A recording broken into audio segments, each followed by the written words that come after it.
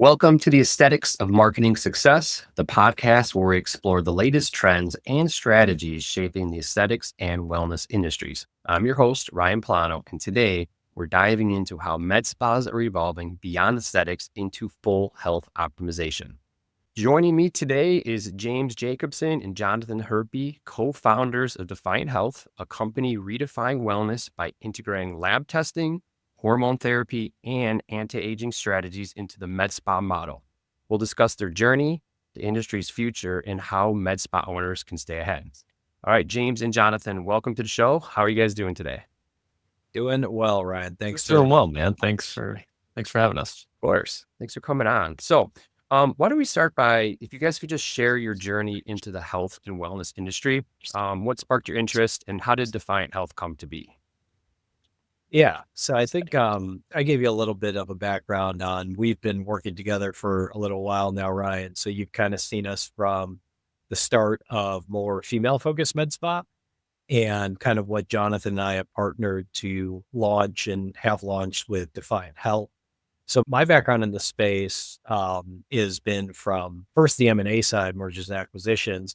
So my specialty and background is on the investment side of the world. That's where I started my career. And my sister, who's a nurse practitioner and full practice authority in the state of Washington, she was thinking, do I open up my own med spa or should I purchase an existing one with an existing patient base? So we go out there and did a lot of diligence on various med spas in the area outside of Tacoma and realized how good the business could be from just a straight business perspective. She ended up opening up her own because she's similar to me, very type A personality. So she's like, I want it done my way kind of thing. So she ended up opening her own and doing well. And now she oversees a couple of med spas in that area. But from a initial standpoint, we liked it from a business perspective. And then two, from a wellness perspective and lifestyle. As we get a little bit older, and John and I are in our mid and late 30s now, health becomes a high priority. And you either decide I'm going to really envelop myself in optimizing and staying healthy for longer, or you can easily go the other way as our metabolism slows down, as your testosterone starts to go down a little bit in your 30s. So I think it's both a lifestyle as well as a business. Excellent. And Jonathan, I know you have more of a law background. How's that shaped your approach to the med spa industry?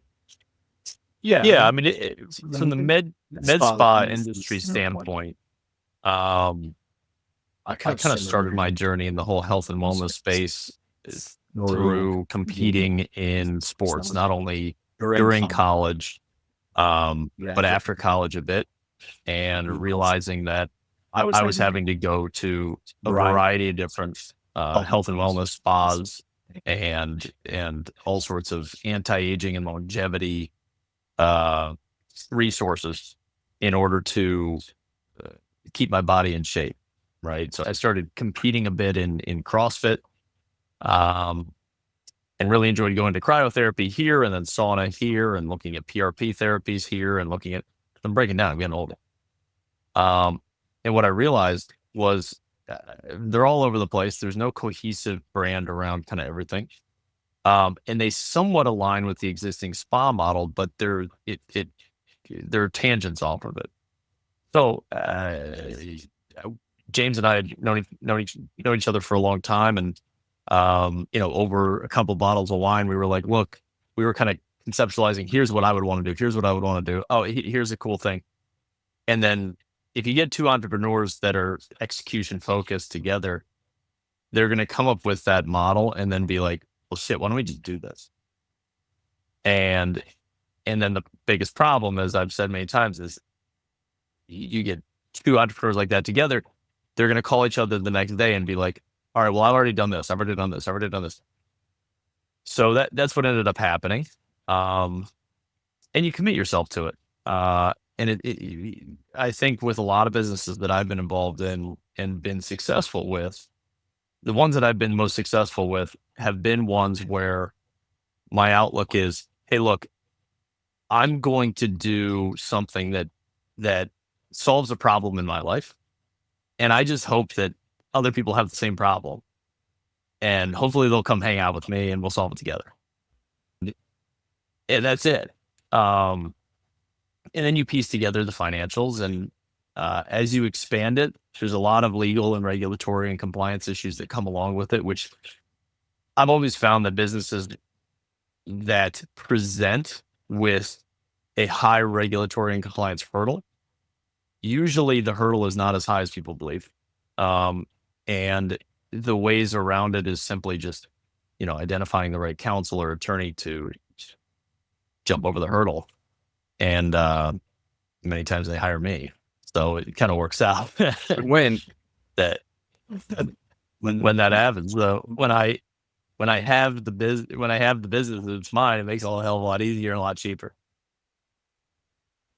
For sure. So you guys, both of your careers have an impressive trajectory. What led you to focus specifically on health optimization? Because we know there's med spas, we know there's aesthetics, but it seems like you guys have gone that route more so. And I know you do aesthetics, but there seems to be a focus on health optimization. How did that come to be? Yeah, I think like if we think about just med spas in general and the proliferation of them in the US market, you went from very few to over 10,000 in a relatively short period of time. So when we look at the traditional med spa, what do they focus on? It's generally aesthetics, which is Botox. You get immediate results and your face looks, a lot firmer, your forehead or wherever it may be. Dermal fillers, which are things that like fill up your lips or just enhance your cheeks or your jawbones, etc. The aesthetic side of the world, I think, has a well-established patient base. But the health spa world is where John and I decided together to kind of tackle things that we were thinking about, that we want to focus on, that a lot of men that are kind of higher performing men want to optimize for as long as possible. And how do you do that safely? How do you do that effectively is I call it trailblazing portion of this business that's exciting and something that we're passionate about, and also learning. Like there's a lot of different things that have came to light from, let's say, just GLP-1s, which is a blockbuster drug, the first obesity drug that's been FDA approved in quite a long time. And those drugs have helped a lot of people lose a lot of weight from a prescription basis, difficult to get unless you had an underlying condition or you have diabetes. But in the cash-based space, we don't have that same insurance reimbursement burden. So if someone is looking to optimize your BMI over 25, like that's something that you can certainly consider, but it's just a peptide, right? There are other peptides that are out there in the market, things like Simorelin, things like BPC 157, things that have been used in the performance enhancing department, but less on the anti-aging side. So being early to the anti-aging side and thinking like business people and partnering with our providers for a standard of care is something that kind of we've taken the success in our collective careers in finance investments. I'm still partner on the investment advisory side. John's still partner at his law firm, but this is something that we can do concurrently in bringing our skill sets to this market. That's great. Yeah, that makes a lot of sense. You mentioned some of the key health trends like peptides. Are there any other health trends or innovations you guys see as like transformative in the wellness space? And then is there a way to envision how med spa owners can integrate them into their current practice? Yeah, I think about like, where do you start? And John is a huge proponent. I think he should tell a story on this too, is you want to start with lab testing. So it's about creating a partnership with potentially a larger player. Like for instance, we have a partnership with LabCorp. And in cash pay testing, we can go in and say, all right, let's create a comprehensive men's panel that includes total testosterone, comprehensive metabolic panel, CBC panel, lipid panel, check out your cholesterol levels. And from there, we can go even further, look at your growth hormone, et cetera. And what can we solve for with all of this data from testing that we are getting, starting with testing first, and then using things also that aren't as well known or used in the traditional medical space, which is food sensitivity testing. I think John could probably tell that story a little bit better than me because he had a specific experience there. So yeah, and I think every time a patient kind of comes in now, James knows, hey, look, John's gonna recommend they get a food sensitivity test. And it's a story I've told now 1,000 times, but it's good because it comes along with numbers. So I was coming out of college, I was working out hard. I didn't need to hit people anymore, but it was, I was still working out to keep up with my wife and kids. Um, but you look in the mirror and you see something, you're like, man, I work out 5 times a week. I should look a little different than this. And I just look kind of bloated. Um, and I was like, well, why don't I just try this thing? And I ordered a food sensitivity test off the internet, and it came, and I dropped some blood on a piece of paper, sent it back. And what came back was that I was horrifically allergic to egg whites. What? And as as an athlete, you're like, well, shit, I eat eggs every day. Like that's what I eat. And so I was actively killing myself. Like the way I look at it, I've represented a lot of pharmaceutical companies, specifically in the cancer space. And if I can basically break down the causes of the cancer into two things, it's stress, number one, and inflammation. Okay. Those are the two things. Like if you can eliminate stress and inflammation as much as possible, you're going to sidestep cancer. And stress, okay, that's one thing on the other side. Like keep your life a little bit just on the tracks, or at least attempt to. But the inflammation side has a lot to do with what we eat and our environmental, just what we're allergic to. So for me, I was eating something that was making me horrifically inflamed, and I didn't know how inflamed I was until immediately stopped eating eggs. I was like, okay, well, this might be interesting. In 40 days, I lost 33 pounds. Wow. The only thing I did that was different was not eat eggs. Oh my gosh. And so you can see in all of our marketing material, it's like the most embarrassing thing in the entire world. Basically, there's a picture of me as this like bloated attorney, and then me. Yeah, I like the before picture, and it's like, hey, look at this guy who's unhealthy. But it's a great before picture because he's got one where he's just sitting there bloated with eggs in front of him. And then in the next 30 days, it just completely changes. So it's a really personalized story, but it just goes to why testing matters. You want to understand your baseline of not just food, but your entire outlook. And most people don't generally do that. And no doctors are going in there and saying, hey, you need to take a food sensitivity test unless there's whatever circumstances that are extenuating. Yeah, makes a lot of sense. It's kind of like the first step. Say that's interesting. I didn't actually realize that story. What?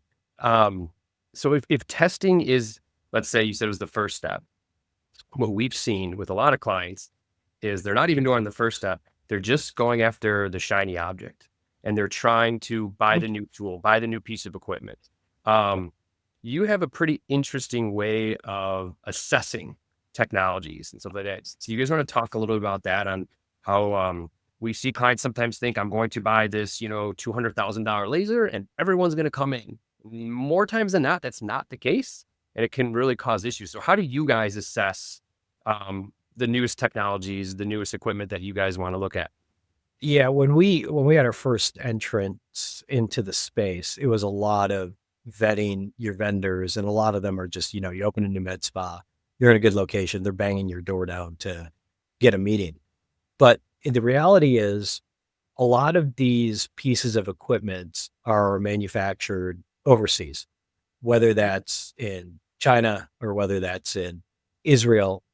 And some of these companies, the equipment manufacturers, are public companies like InMode, for instance, which makes the Morpheus 8, which is an RF microneedling device. And that's something that they're going to sell you for a lot of money, $150,000 to $200,000. But their cost of manufacturing is a tenth of that. And this is publicly disclosed. And I think just not a lot of people without an investment background will go into called 10K and kind of review everything in their profitability. And when you do that, you start to think, all right, well, what am I actually paying for? I'm paying for a device that penetrates the skin safely with radio frequency, which kind of heats up the skin a little bit. Can I get that for cheaper elsewhere? How much negotiating power do I have if I'm going to own that device? And what are they actually providing to me or us as a business owner? It better be damn good marketing, because you're telling me I need to pay you $150,000 in marketing. Why don't I just buy a Cybertruck and put Defiant on it? And that might be a better source of your money and might bring in more patients. So I think you just have to be very thoughtful as a business owner in your P&L and in your balance sheet. What assets am I buying? What support am I getting from this company? And just not jumping on the first thing that has a decent name in the industry. Yeah, that makes a lot of sense. Are there any red flags that you specifically look for when evaluating new technologies, or is it more of a case by case? Yeah, I think it's helpful having John and I as a duo on this, where he thinks about it from legal perspective, and we could do Yeah. some deep research into the people that we partner with, and the vendors that we partner with. And let's use peptides as a for instance. Is you can go online, or some people can go online, and for research purposes only, you can order peptides from a variety of sites, potentially. Some of them may be nefarious. And when you dive into where these peptides are coming from, a lot of them are coming from places in China, places in Beijing. You just don't know exactly what you're getting. We are going to err on the side of, if I'm going to potentially have our providers prescribe this to a patient, we need to know where it's coming from. And is our vendor here in the United States that we can see they have a tangible lab? We're going to trust that supplier a lot more than somebody where we don't even know where they're getting these peptides from. Yeah, that makes a lot of sense. I know that's with the compounding pharmacies and stuff, it can become a bit of an issue. Okay. So from you guys' perspectives, and you guys might have different perspectives on this, there's a lot of med spas and even aesthetic practices looking to integrate wellness into their practice. What would be like the biggest challenges that you would say you guys faced on the wellness side? Want me to take that one? Yeah, go ahead. I don't necessarily think that we face them, but I think the industry, if somebody's coming in and just wants to get into the wellness industry, I think this kind of piggybacks after what James said, on what James said. It's identifying good partners, identifying good suppliers, companies that are going to be integrity based and going to be around for a little while, as well as developing, fulfillment chains and supply chain.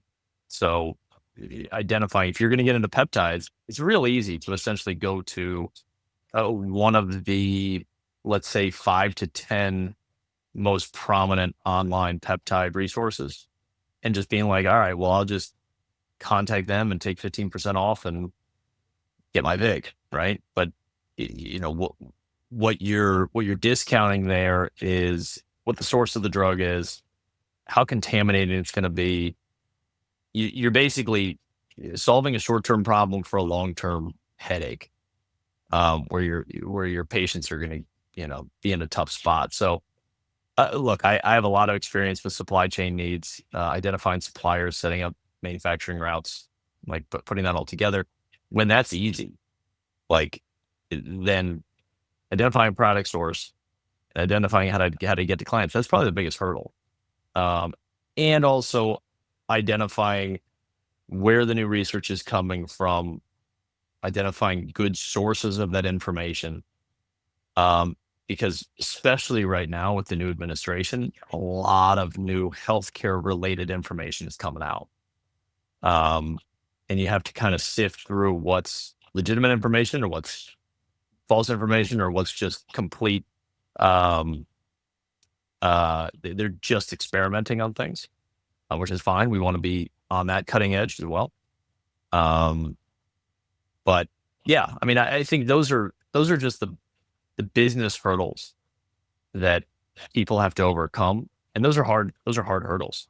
I mean, not everybody just wakes up in the morning and is like, man, I'm really good at doing hydrofacials. I want to start getting into supply chain management of peptides. And it's a different thing. It's complete. Yeah. How were you able to navigate that? Because I mean, coming from a law background, obviously you're able to see some difference. Like you were saying, you're able to identify certain things. I mean, were you just jumping on the internet and starting to do your research, or was there a certain way that you were like, hey, this is how I can identify quality, or this is how I know this person I'm working with is legitimate? Have you found any shortcuts or ways?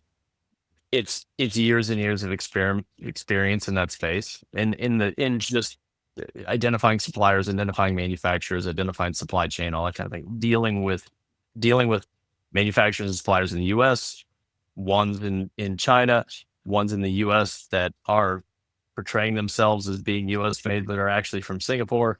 Like knowing how to just figure all that out. Um, and a lot of times I think companies kind of come forward and they say we have this license, and people give that license a lot of credit and a lot of credibility, and think that it provides integrity to a business. And I just know based on experience, like that license is bullshit. You know, like that doesn't matter. Um, or a Chinese manufacturer who is going to say, oh, we have a lab in New Jersey. Okay, fine. Let's talk about that lab in New Jersey. You have a lab in New Jersey. Tell me about it. Can I visit it? Well, you can't visit it because we don't actually have like anything going on. Okay, so tell me about it. Can I go? Well, it's actually just a drop ship location. Right. Say, okay, well, now we're getting to it. But that supplier is used by 80% of the current e-commerce market. Okay. So this is a supplier in China that is currently encompassing 80% of the e-commerce market, that their certifications are utter nonsense. So 80% of the market now has no idea what they're injecting into themselves. Gosh. They think they're injecting BPC 157 or Sermorelin or TV 500. I would guess most of it is table salt. Yeah. Here's the real issue. If I'm saying this about a U.S. company, you know what's going to happen? The U.S. company is going to come back and they're going to say, "Bet, here's our certification. Here's what we do. Come on down to our lab. Let me show you that it's not table salt." Right. Okay. I'll say it right now. I'll say right now on this podcast. I tell you what, have the Chinese company prove to me it's not table salt or flour or any of that other nonsense. Right. Because it ain't BPC 157, it ain't Sermorelin, it isn't TV 500, none of that.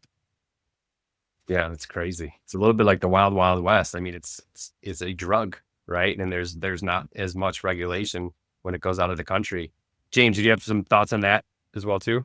Yeah, I think it's early days still there in that market. So vetting is essential, but I'll use an example for when we were deciding who we could partner with for lab testing.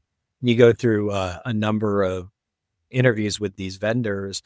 And initially, one we found through a large supplier that does dry blood spot testing, their back end was so horrendous that their turnaround time from shipment to providing us with the test for us actually getting that to our patient was just, we couldn't use them, right?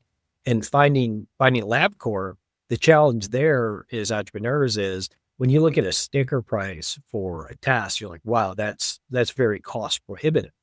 But to be able to go in there, talk to your reps and get some negotiating power based on the volume that you're providing is something that we've had to do. And we set it up, and we think LabCorp is a great partner, and they have a great back end. So they're a good business. So you want to partner with people that, one, have legitimacy to their business, and two, longevity to that business, where if it's an established company, we're generally going to want to work with you before someone that's, still getting up and running. Yeah, that makes a lot of sense. The idea of misinformation or misconceptions seem to be really high in the industry, especially on the health side. And, guys like yourself and companies like Defiant are helping to limit that, because we can come to you and we can trust that you've done your due diligence. And probably trust that what we're getting is proper, opposed to just ordering something on the internet, which, as you were saying, Jonathan, people do. Are there any other misconceptions that you encounter about like health optimization that you'd like to kind of clarify for the audience? Is there anything that like clients or patients come in that are saying or thinking that you're like, no, that's not it? Yeah. I think because we're in the hormone replacement therapy space as well, TRT in general gets bucketed in with steroids, and abuse maybe in the bodybuilding space, where you are seeing, whether it's Arnold Schwarzenegger or a WWE star, where they've abused steroids. That's not what we're doing here, right? What we're trying to do is a consistent upping of a level within parameters our providers are comfortable with, which is, let's say, for instance, your testosterone comes back at 150, right? And the normal range is going to be somewhere between 268 and just under 1,000. If it's that low in your mid 30s, it's only going to get lower unless you supplement. How can you supplement that? You can either take testosterone cypionate injections once weekly, generally, or you can take a new drug in the space called enclomiphene, which suppresses your estrogen, raises your testosterone back into that normal band range. But what steroid abusers are doing is they're taking testosterone and or steroids to a high level. They might be doing double, triple, quadruple the recommended dosage, and that can wreak havoc on your body. And you see some of these ex-bodybuilders that, Ronnie Coleman can't walk anymore. So we want to err on the side of health and optimization without getting onto the side of abuse, which I think is a misconception in the space. Just because you're supplementing your testosterone, you kind of look at, people we know that are in their 50s and 60s that are in great shape. You're like, wow. Start talking to that person. What are you doing? What does your diet look like? What does your lifestyle look like? Oh, and hey, by the way, I'm on testosterone replacement. Yeah. Yeah. No, that's great. It's good. There's a lot of like misinformation about that, what it is. And I think that might be limiting people that could really benefit from it because they think it's steroids or stuff like that. So that's great that you guys have the knowledge and are sharing it. But it's about, it's the same thing, the way that we think about our relationships with our patients and our relationships with our vendors, and taking the investment lens into this. When I make an investment into something, let's say a company, NVIDIA, and I'm looking at all of its competitors like AMD or whomever that might be, when you decide I want to invest in this or I want to do this for my health, it's ongoing, like it's consistent. When you decide I'm lifelong going to supplement my testosterone, this is an investment in your health. You need to continue to do that, but you also need to continue to test. We want to get your baseline, and then we want to test you a month later and kind of see where you're at. And then we want to test you 6 months from then and make sure that everything is still working, right? So it's just making sure that you're always constantly checking on your health and constantly checking on your vendors to make sure that they're keeping up their end of the bargain too. Makes sense. So the initial test is the first step, but the test is how you can monitor and maintain. Makes sense. Okay. 100%. Great. There are, at this point, I would say many med spa owners that are looking to expand into wellness, especially if they're coming strictly from the aesthetic side, which is established, but also competitive. Seeing that you guys have both achieved that in a way, what advice would you give to those that are looking to bridge aesthetics with overall health and wellness? I mean, the facetious answer is consider partnering with us, right? Like, we've built this for scale.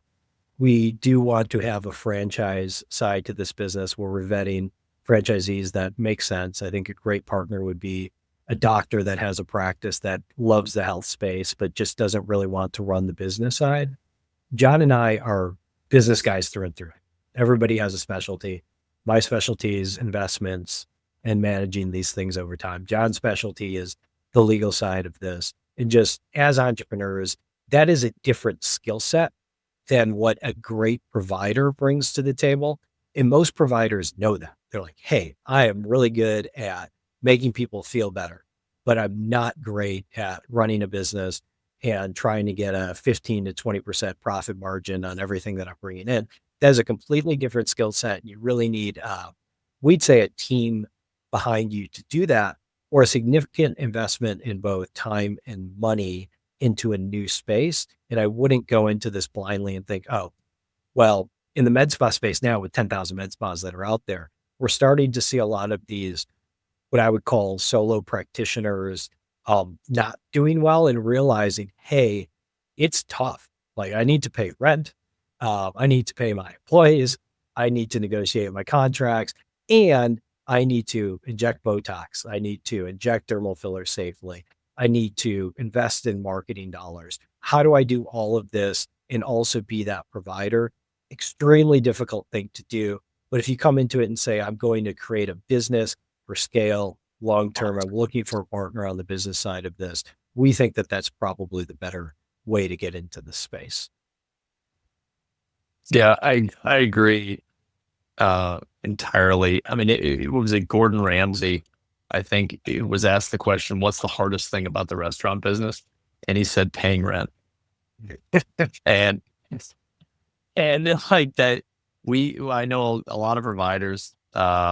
James knows many more, and I think the most successful ones that we've seen in the provider space realize to stay within their realm of competence and partner with, and again, in a kind of funny way, but partner with a company like us where it's run by business people who know how to expand it.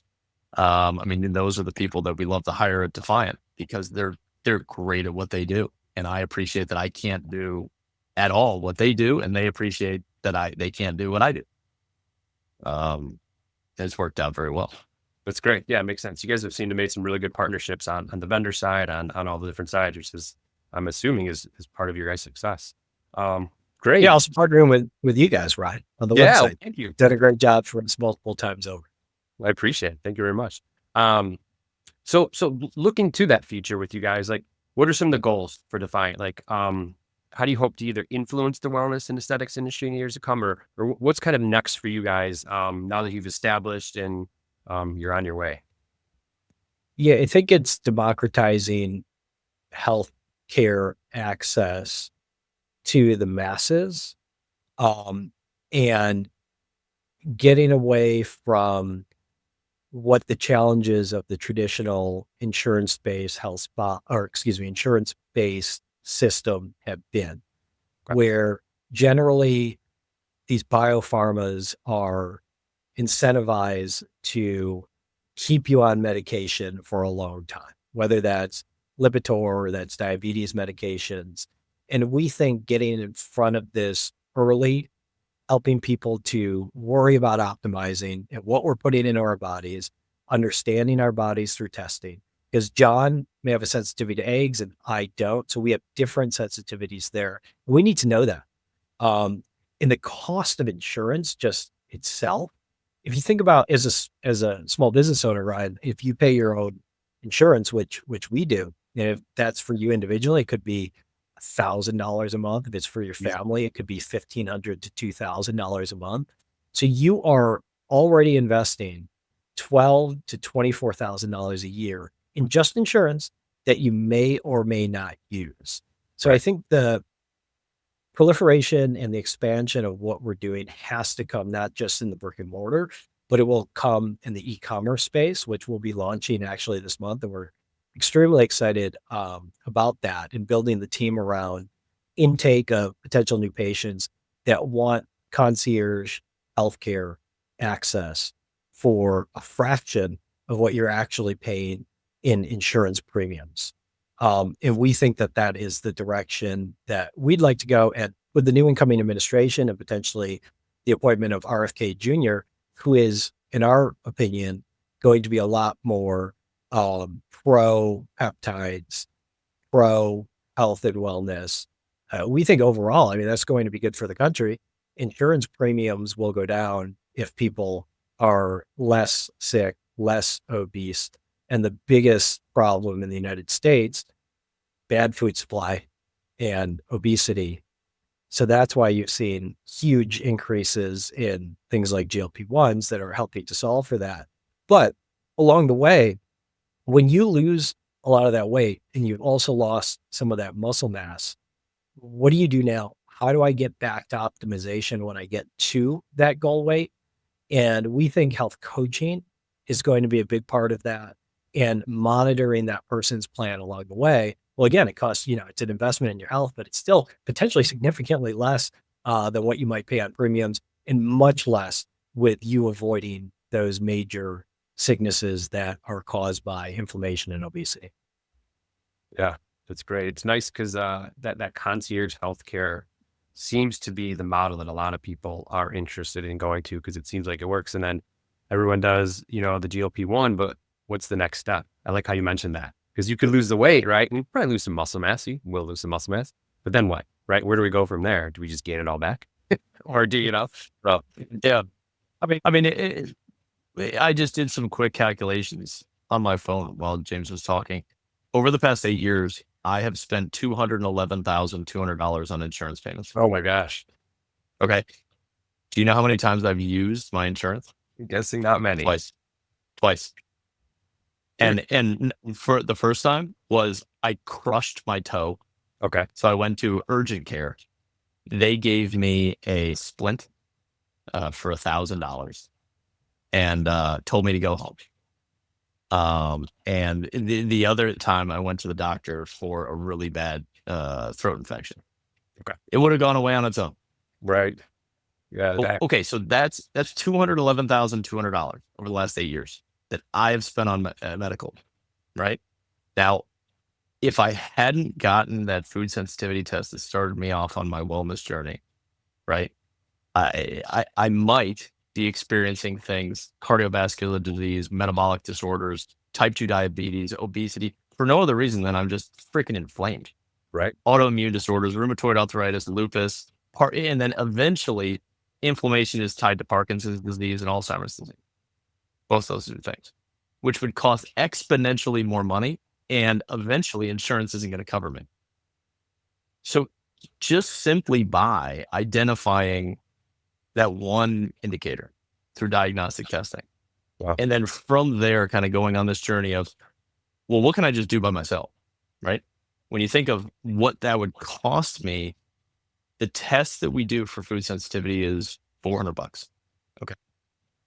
The full metabolic panel is what, $100, James? Depends which one we get. But yeah, $100 to $200. $100 to $200. This is $600 total. Above and beyond that, if you're severely overweight or looking to drop some weight, GLP-1s are a great solutions to that.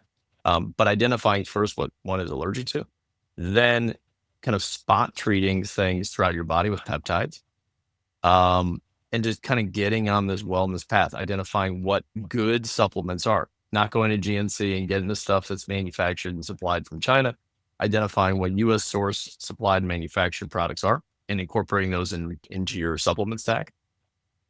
The amount of money that you're going to save, yeah, you might be paying, let's see, for a full supplement stack, peptides and everything, you might be talking about $600-700 a month.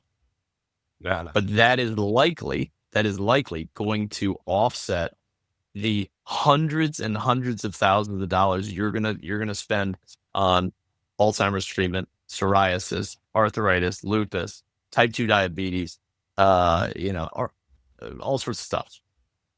In the future.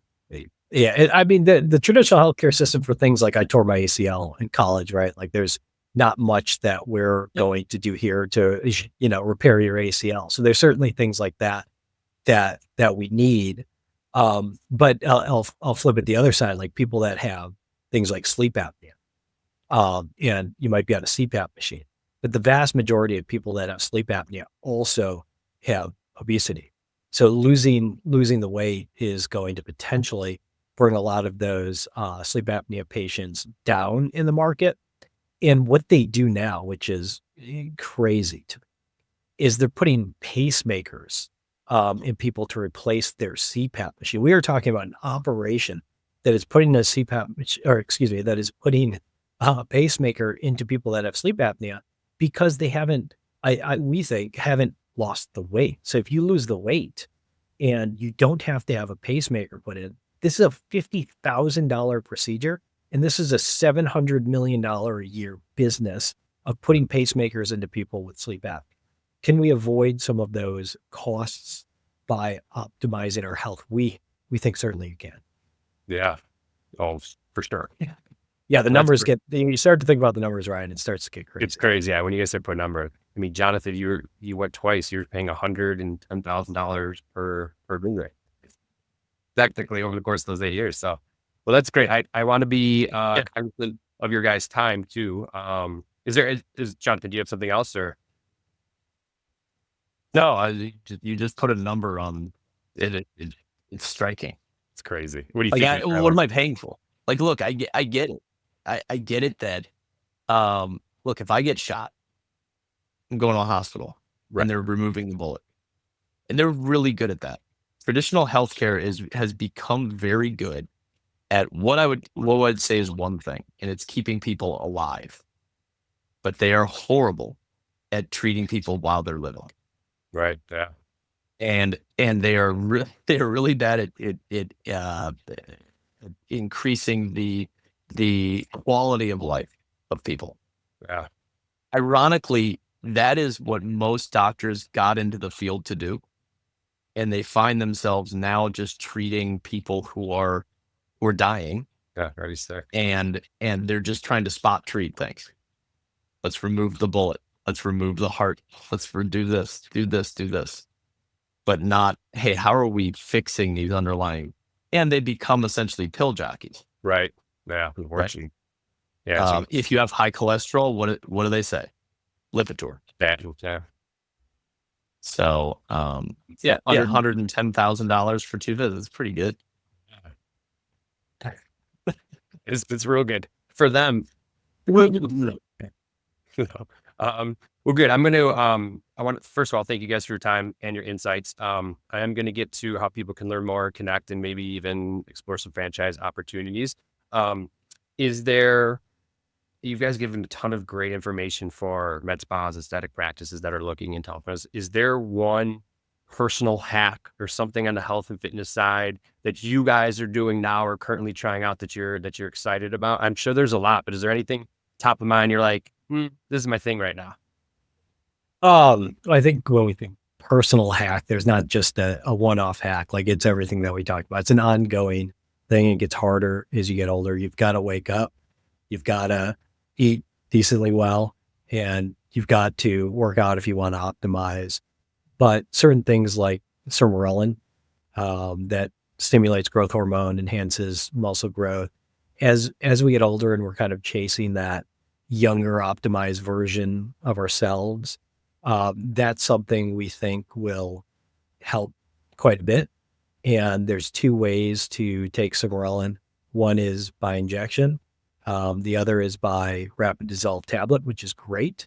You can take it 5 days a week and feel a lot better, get great sleep, and have, in our opinion, minimal side effects.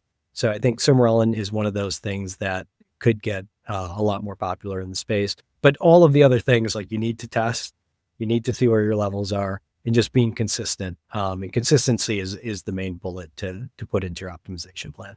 That's great. Yeah. So having that baseline is great, but yeah, sermorelin is not, it's not quite out there in the mainstream yet. It's definitely very new. So that's a great one.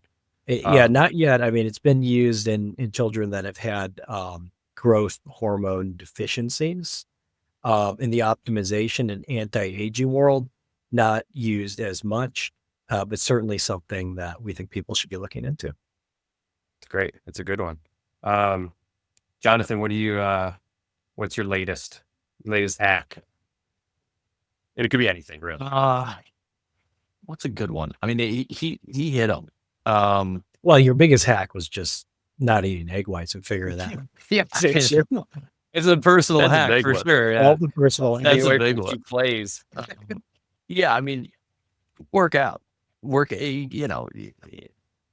getting on a regular workout routine. And I think there's a lot of people that, many of them might be overweight or just out of practice in working out, where they're like, well, I can't get into the gym. I can't do this. It could be as easy as literally getting up in the morning, walking around your house. That's day one. Get up, do a push-up. One, you accomplish something, right? And I think people have these lofty ideas. Well, I didn't accomplish anything if I didn't get up and bench 225 20 times. It's like, dude, give yourself some grace. Yeah, that makes sense. And then, yeah, Again, I'd say this to everybody: get a food sensitivity test, figure out what you're putting in your body, then figure out your metabolic panel, and talk to a real person about that, and start incorporating the right peptides into your stack.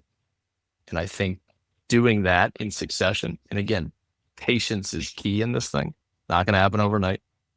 Even if you're on a ton of GLP and you're on a ton of this, it's not going to happen overnight.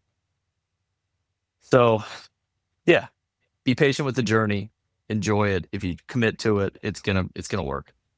That's awesome. And yeah, that's the hack.